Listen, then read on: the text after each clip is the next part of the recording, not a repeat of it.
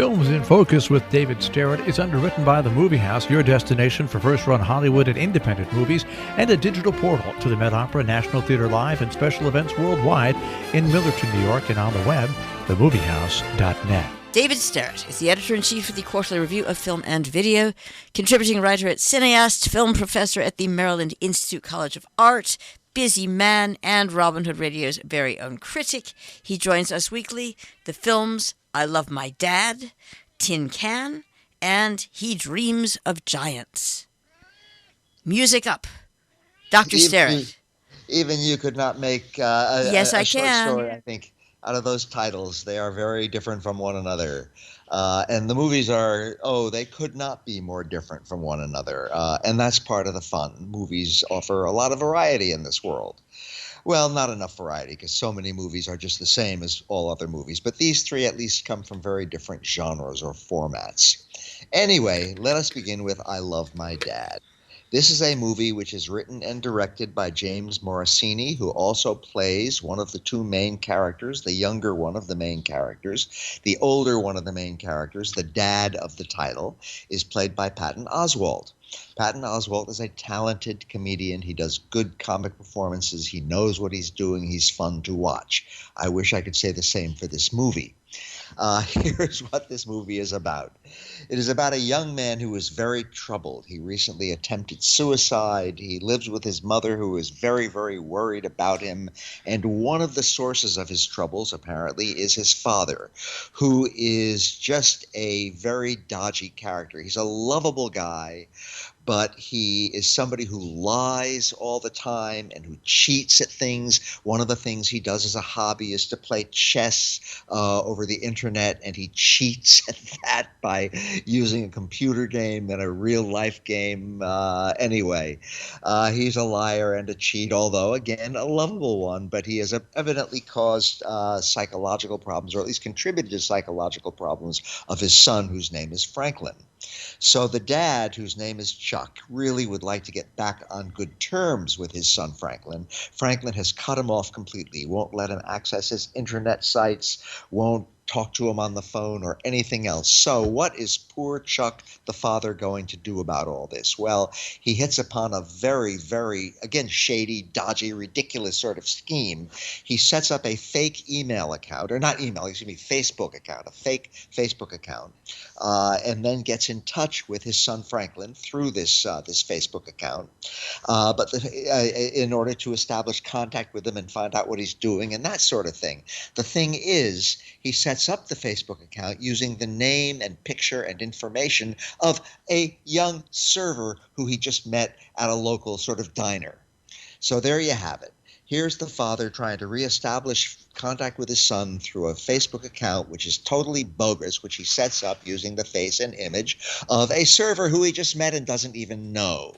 So this leads to all kind of complications. And little by little, yes, the father, Chuck, does succeed in getting back in touch with the son, Franklin. But, of course, the whole thing is based on this bogus email account, or not email, I mean Facebook account. And ultimately, of course, all this comes to light. Now, I Love My Dad is what's sometimes called a comedy of embarrassment. It is a comedy, but it is full of people in incredibly awkward situations that invite us in the audience to feel all the awkwardness and to cringe, sometimes along with the characters, sometimes in spite of the characters. And this is just not my favorite kind of comedy. I don't really like it all that much. So again, Patton Oswalt does a fine job, and if you're a fan of Patton Oswalt, you will probably love I Love My Dad. And James Morosini gives a very nice performance in that secondary role. And Claudia Slutsky gives a good performance as Becca. The acting in this movie, who is the server, it is a well-acted and capable, put-together movie.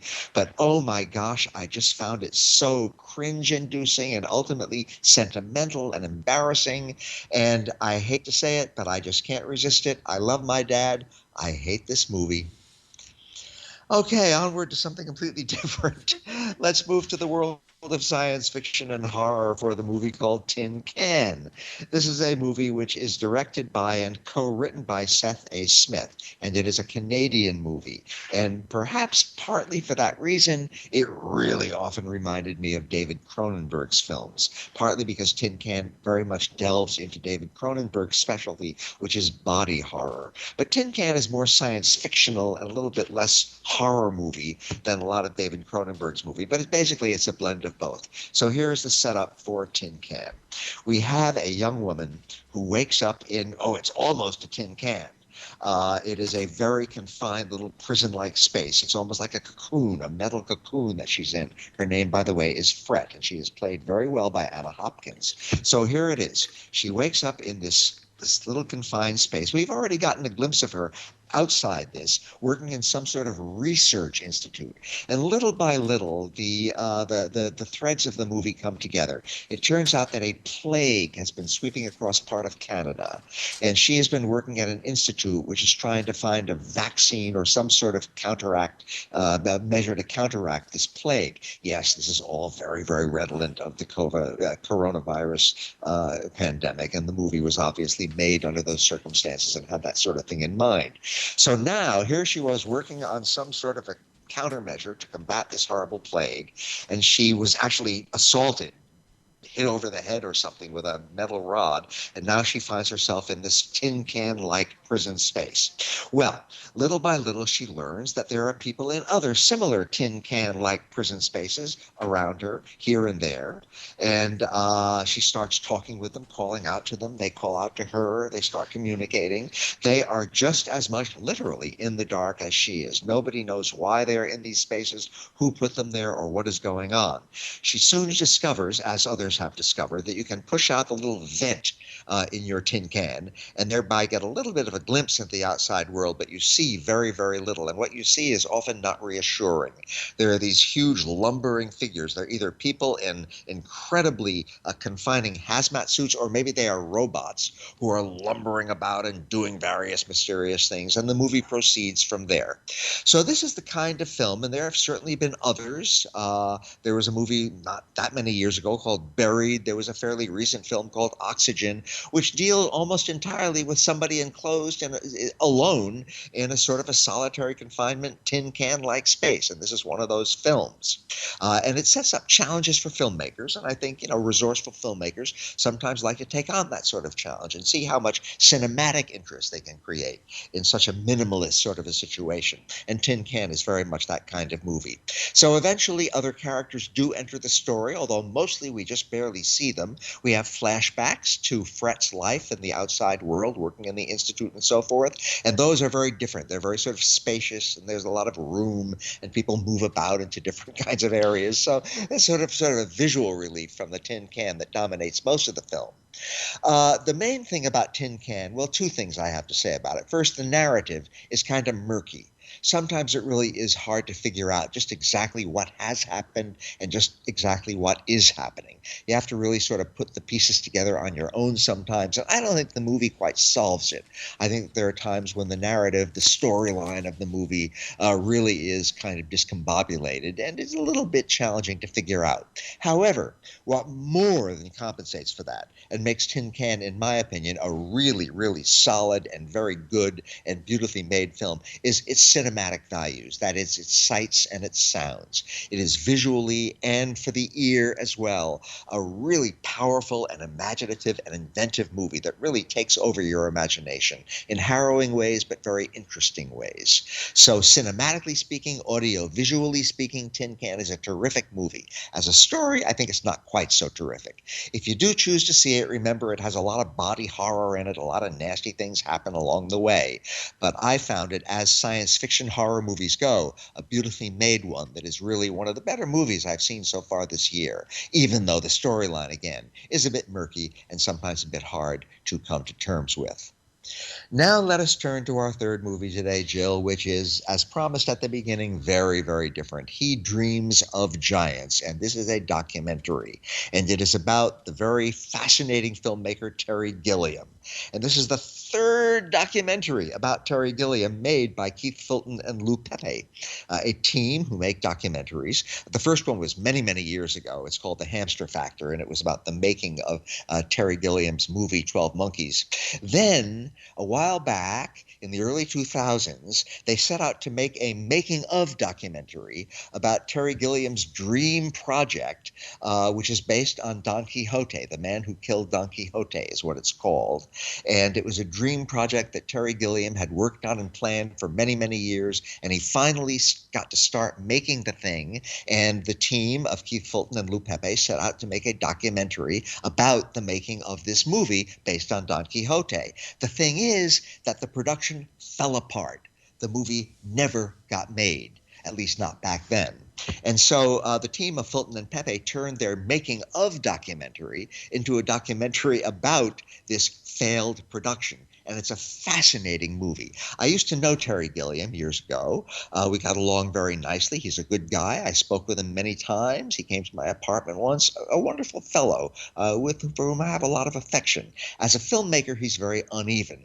I think he's made one absolute masterpiece, and that's his movie Brazil. And anybody who has not seen Brazil should rush out and see it, because it is a superb movie in every possible respect. One of the great science fiction movies of all time, and one of the great movies of the modern era. So he's a great filmmaker. A lot of his other movies are very disappointing. They don't really add up to much, or they're very uneven or lumpy, or just don't quite come off the way he hoped they would.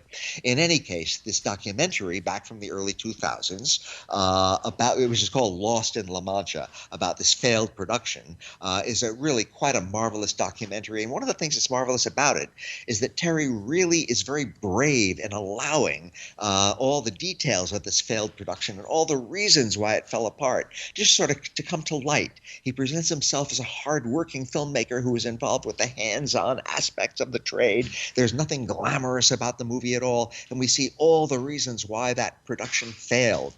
Every reason, from jet planes flying overhead when you're making a movie about Don Quixote, to the fact that the person playing Don Quixote suddenly couldn't sit on a horse anymore. So the whole thing fell apart. Well, eventually it came back together again. And eventually Terry Gilliam got once again to go to work on this dream project, The Man Who Killed Don Quixote. And this time it was finished. And eventually opened. It opened back in 2019. And this is what the new movie, the new documentary, He Dreams of Giants, is all about. It's about Terry Gilliam's dream project going back into production with a modest budget, not nearly enough really to get the movie made properly, with a cast that kept changing and changing and changing before the cameras actually rolled. Eventually it got to work. It went under the cameras, and it got finally made and completed. And that is what this new movie, He Dreams of Giants, is about. Now, one thing that's interesting here, well, many things interesting. When you watch a movie, it's just there on the screen, and you sit there and you let it unfold before you, and it's just very effortless process, and we live in a world of fantasy. Making a movie, and I think everybody kind of knows this, but making a movie is hard, hands-on labor for all concerned, and that is what He Dreams of Giants really focuses on. You see, moment by moment, what hard, hands-on labor this is. For Terry Gilliam, for the cast, which finally ended up including Adam Driver and Jonathan Pryce, and for all the people involved. So that you get a marvelous picture of that from He Dreams of Giants. But mainly, the making of the final successful making of The Man Who Killed Don Quixote was just, again, plagued with every kind of bad luck that you can imagine. Things went wrong, more things went wrong, other things went wrong. And Terry Gilliam more than once lost heart and felt this is a doomed project that was never meant to be made. It will never be completed. And that is what we see in He Dreams of Giants. We see the day by day, week by week, month by month, working on getting this project together, on finally getting the cameras rolling. You're there in this location in the middle of nowhere, and you've got all kinds of challenges, and this doesn't work, and that doesn't work. But eventually the movie does come together, and again, it did finally get completed. But we get to watch that process, and what we get, again, more than anything else for me at least, is Terry Gilliam's bravery in showing what was very often his absolute gloom, doom, and despair, feeling this project would never get done, especially in the first half of the documentary.